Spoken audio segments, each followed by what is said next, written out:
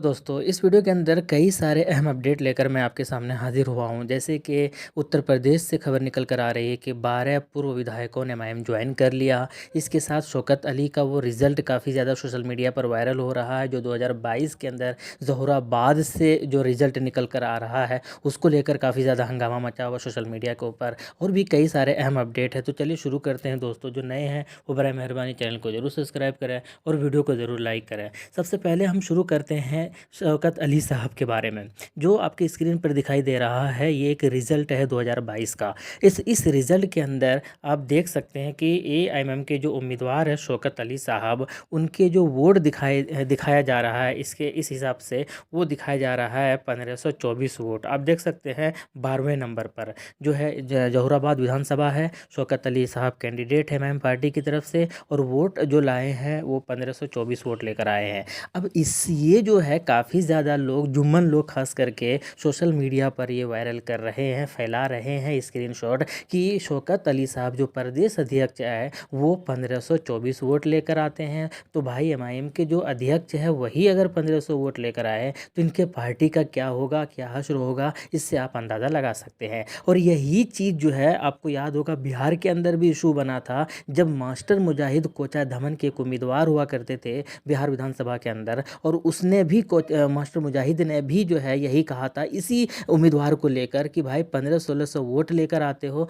और हमको नंगड़ा घोड़ा बुला रहे हो, क्योंकि आप सबको पता है शौकत अली साहब ने जो है नंगड़ा घोड़ा उनको बोला था। तो वो चीज़ भी काफ़ी ज़्यादा हाईलाइट हुआ था। तो मैं आपको क्लियर करके देता हूँ दोस्तों, ये ज़हूराबाद विधानसभा है, और इस ज़हूराबाद विधानसभा से शौकत अली साहब जो है एमआईएम के उम्मीदवार ज़रूर है, 1524 वोट लेकर ज़रूर वो आए हैं, लेकिन ये वो शौकत अली साहब नहीं है जिस शौकत अली साहब के बारे में लोग समझ रहे हैं, या जो मास्टर मुजाहिद जिनके बारे में बात कर रहे थे। यानी कि जो प्रदेश अध्यक्ष है शौकत अली साहब, वो ये साहब नहीं है, ये अलग है। ये उस भाई, अब नाम सेम हो सकता है ना, लेकिन लोग जो है बहुत कन्फ्यूज़न पैदा करके जो है इस तरीके से फैला रहे हैं सोशल मीडिया पर कि लोगों को लग रहा है कि ये प्रदेश अध्यक्ष का रिजल्ट है, जबकि हकीकत यही कि प्रदेश अध्यक्ष ने अभी तक चुनाव लड़ा ही नहीं है किसी विधानसभा के अंदर, ना ही 2017 के अंदर, ना ही 2022 के अंदर, और ना ही जो है लोकसभा चुनाव के अंदर उत्तर प्रदेश से। तो जो शौकत अली साहब प्रदेश अध्यक्ष एमआईएम से, उन्होंने अभी तक वहाँ पर चुनाव लड़ा ही नहीं एमआईएम पार्टी से,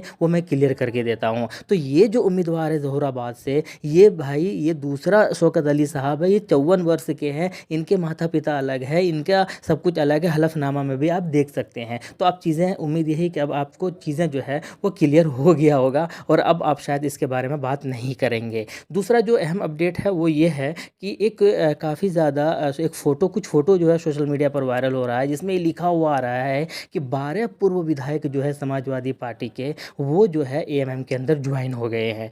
भाई मतलब ये काफ़ी तेज़ी के साथ मैंने भी देखा, और कुछ लोग ना इनके बारे में वीडियो भी बनाया, जबकि ये हकीकत नहीं है। बहुत सारे समाजवादी पार्टी के लोग जुड़े ज़रूर हैं एमआईएम के अंदर, लेकिन 12 पूर्व विधायक जो है, वो ऐसा न्यूज़ जो है वो बिल्कुल फेक है, वो बिल्कुल जो है सही नहीं है। और अगर है कोई कह रहा है तो आप मांगिए कि वो 12 विधायक कौन कौन से हैं। तो ये जो है एक अफवाह है। लेकिन एक और तेज़ी के साथ खबर निकल कर आ रही है, वो ये है कि समाजवादी पार्टी के एक लोग कह रहे हैं, उनमें से ही एक सर्वे में कहा गया है कि एमआईएम 35 सीटों पर जो है कड़ी टक्कर दे रही है। और आपको याद होगा कि अगर एमआईएम 35 सीटों पर कड़ी टक्कर देंगी तो वो किनके वोट होंगे, तो ऑब्वियसली या तो वो सपा के वोट होंगे, या बसपा के वोट होंगे, या कांग्रेस के वोट होंगे। तो अभी कुल मिलाकर कांग्रेस कमज़ोर है, तो सपा के ही जो है वोटर्स एमआईएम के अंदर शिफ्ट हो रहे हैं। ये जो है उनको परेशानी का बाइस बनता हुआ नज़र आ रहा है। अब उन्होंने अपने टीम भी बनाया, कहा यही जा रहा है कि उन्होंने एक टीम बनाया है बहुत सारे मुस्लिम उम्मीदवारों के लेकर,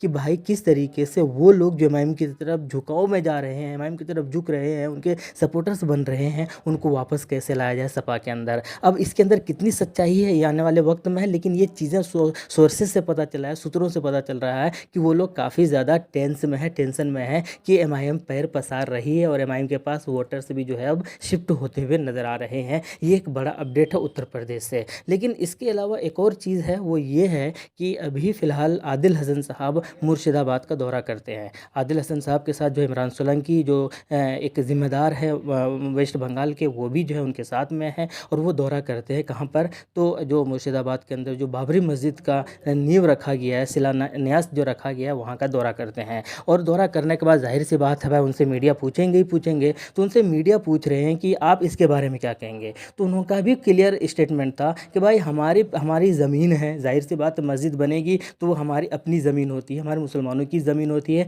गवर्नमेंट ज़मीन पर मस्जिद नहीं बनाते हैं, ये ऐसा हम मुसलमानों का मानना है। तो उन्होंने कहा ज़मीन हमारी है, ईंटें हमारी लग रही है, छड़ हमारे हैं, सीमेंट हमारे हैं, बालू हमारे हैं, पैसा हमारे लग रहे हैं, तो फिर प्रॉब्लम क्या है? तो यानी कुल मिलाकर वो भी बाबरी मस्जिद के फुल समर्थन में हैं। इसके अलावा जब उनसे ये कहा गया कि भाई आपसे गठबंधन करने के लिए बोला जा रहा है जो हुमायूं कबीर साहब कि हम एमआईएम के साथ गठबंधन कर रहे हैं, तो इसके जवाब में आदिल साहब का ये कहना है कि अभी फ़िलहाल उनको पार्टी तो बनाने दीजिए, जब वो पार्टी बना लेंगे और उसके बाद ये प्रपोज़ल जो है असदुद्दीन ओवैसी साहब के पास पहुँचा है और वो फिर डिसीज़न लेंगे कि हमें जो है गठबंधन करना है या नहीं करना है। तो कुल मिलाकर ये चीज़ भी आपको समझ में आ गया होगा कि कहीं न कहीं कुछ तो है, यानी इनडायरेक्ट वे में कह सकते हैं कि एमआईएम प्लान कर रही है, ऐसी चीज़ें निकल कर आ रही है कि एमआईएम के साथ जो है वो मिलकर जो है हुमायूं कबीर की जो पार्टी है वो लड़ते हुए नज़र आ सकती है। अभी आ सकती है, मैं ये वर्ड बोल रहा हूँ, अब क्या होगा ये तो आने वाले वक्त में ही पता चलेगा।